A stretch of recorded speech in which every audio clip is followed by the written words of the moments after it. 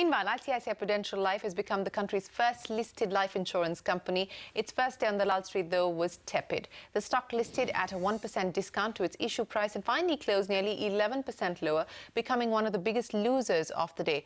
Yash, Jain and Arundathi Ramanan have more. 3, 2, 1. With that, India now has its first listed insurance company.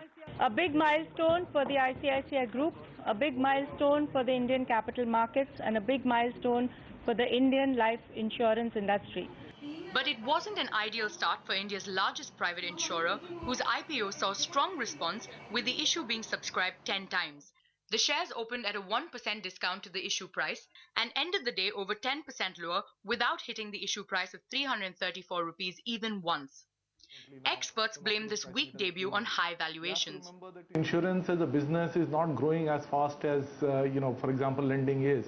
And therefore, to take a valuation of 2.5 times, 2.75 times embedded value, which itself is a bit of an issue, the way you calculate embedded value, just means that you are really pushing the envelope, not much left on the table for the investor.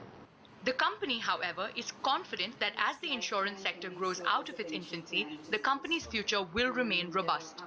The projections, even CRISIL estimates, are that the life insurance industry itself would grow around 11-13% or so in the coming years. And as I said, it's not just on the savings side, it's even the protection gap in India is quite large.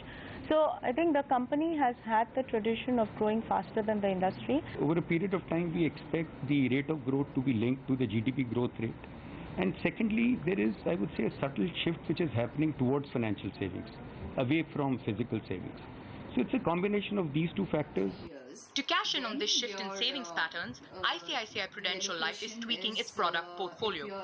It will focus on term and protection products over unit-linked insurance plans. The protection is the term and the critical illness, which I sort of mentioned is just about 1% of the business. This is a category which is expected to grow significantly. Protection is a category, yes, we are taking concerted efforts to grow the protection market because we believe that the demand and the need here for society is enormous. And that's a market which will grow at a very different trajectory. Of course, not all the day's performance can be blamed on the company itself.